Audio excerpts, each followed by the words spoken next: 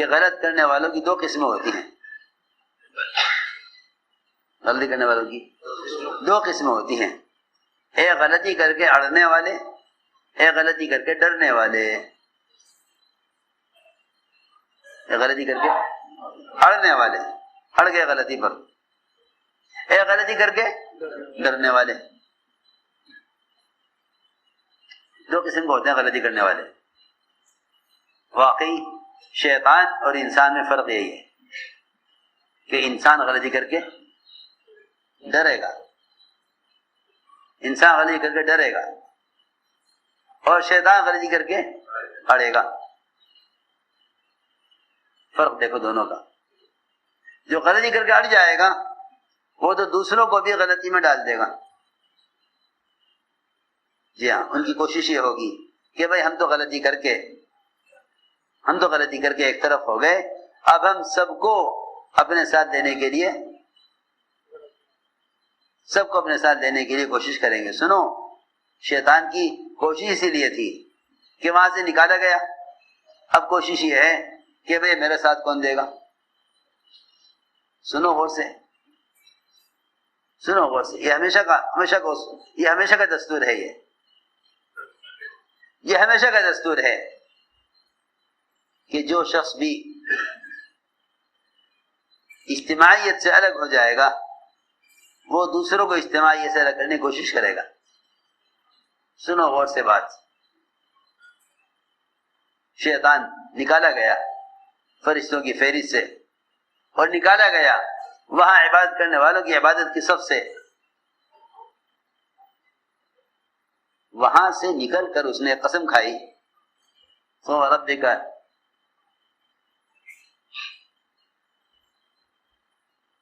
وہاں سے قسم کھائی اس نے، فبعزتک لأغوینہم اجمعین، کہ تیری عزت کی قسم میں سب کو گمراہ کر کے رہوں گا. سب سے پہلے آدم علیہ السلام کو نکالنے کی کوشش کی، کیونکہ یہ خود ان کی وجہ سے نکلا. خود ان کی وجہ سے نکلا. سنو غور سے، خود ان کی وجہ سے نکلا. اس لیے کہ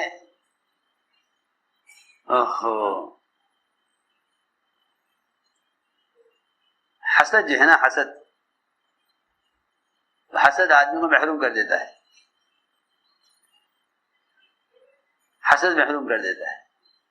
یہ حسد تھا شیطان کو کہ میں پرانا، میں بڑا، میں اعلیٰ، آدم نئے، ادنا، میں اعلیٰ، یہ مٹی سے میں آگ سے، سارے فضائل اپنے سامنے، اپنی حیثیت سامنے. آدم ہر اعتبار سے ادنا، نئے میں پرانا، یہ بعد میں آیا، میں پہلے آیا. میری صفت علو، یہ اوپر کی طرف جانا، آگ کی صفت. ان کی صفت نیچے کی طرف آنا. ان کی صفت میں سیاہی، اور میری صفت میں روشنی.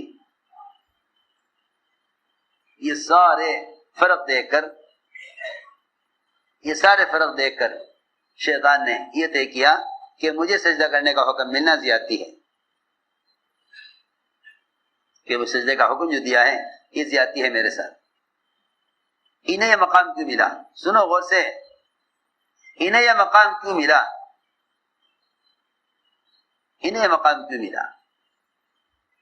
میرے دوستو عزیزو، اللہ تعالیٰ کا قیامت تک دستور یہ ہے، ہر زمانے میں اللہ تعالیٰ اپنے بندوں میں سے جس کو چاہیں گے منتخب کریں گے.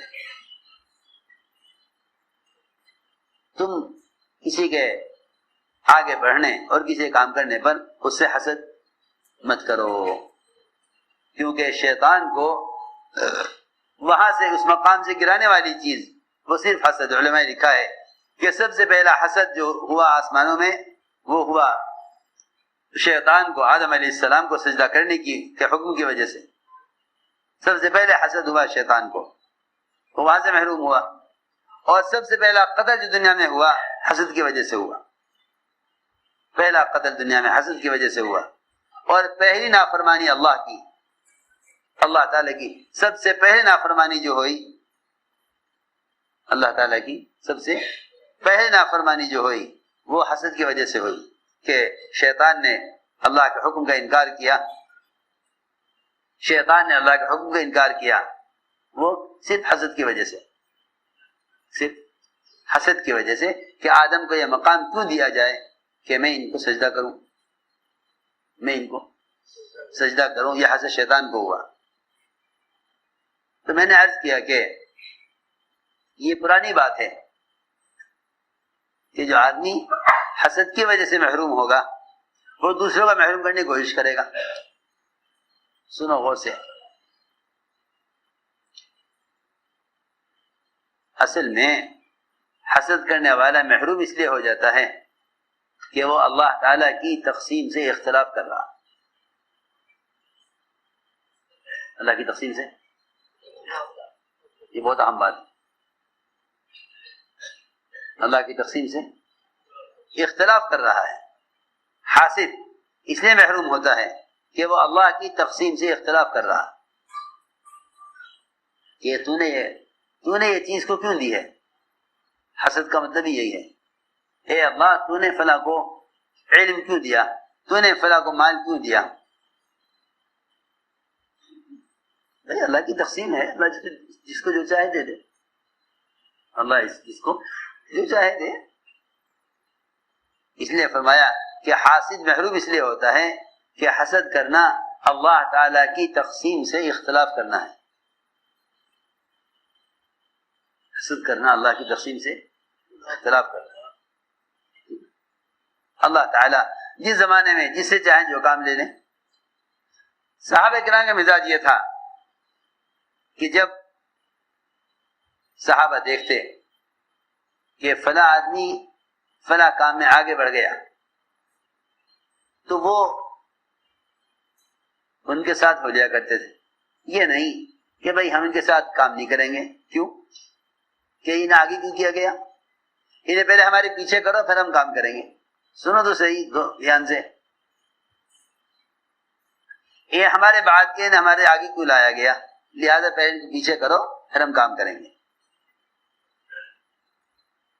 یہ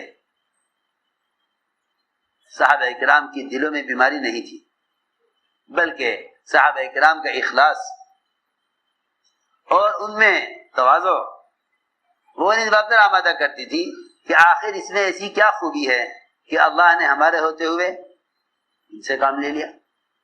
سنو غور سے بات.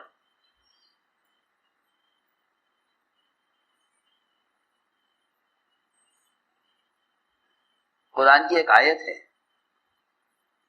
وَكَذَلِكَ فَتَنَّا بَعْضَهُمْ بِبَعْضٍ لِيَقُولُوا أَهَٰؤُلَاءِ مَنَّ اللَّهُ عَلَيْهِم مِّن بَيْنِنَا أَلَيْسَ اللَّهُ بِأَعْلَمَ بِالشَّاكِرِينَ. یہ عجیب قرآن کی آیت ہے. اللہ فرما رہے کہ ہم آزمائش اور امتحان اس طرح بھی لیتے ہیں کہ بعض کے بارے میں یوں کہیں گے, بعض کے بارے میں یوں کہیں گے آپس میں کہ ہمارے ہوتے ہوئے ان پر کیوں احسان کیا گیا, ہمارے ہوتے ہوئے. سنو غور سے بات.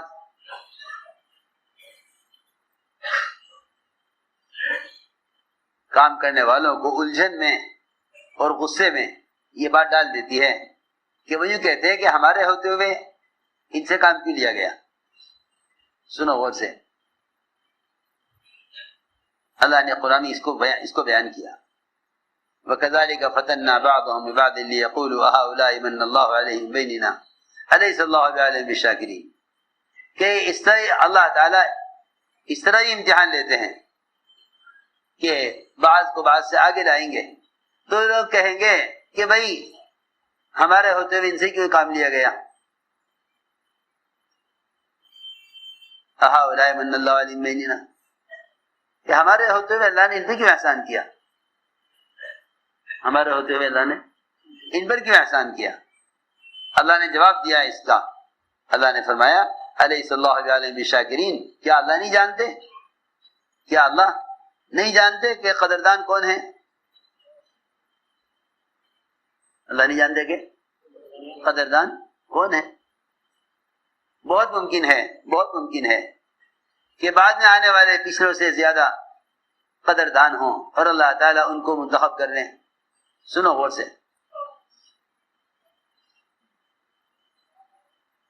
پرانوں کے ہوتے ہوئے نئے لوگوں سے اللہ کام لے لیں، یہ اللہ تعالیٰ کا پرانا دستور ہے.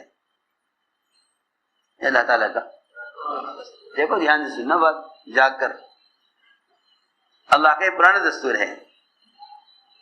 لیکن صحابہ کرام کا مزاج یہ تھا کہ اگر وہ اپنے درمیان میں کسی نئے آدمی کو آگے بڑھتا ہوا دیکھتے تھے تو وہ سمجھتے تھے کہ ٹھیک ہے اللہ ان سے بھی کام لے رہا ہے، چلو ان کے ساتھ بھی کام کرو.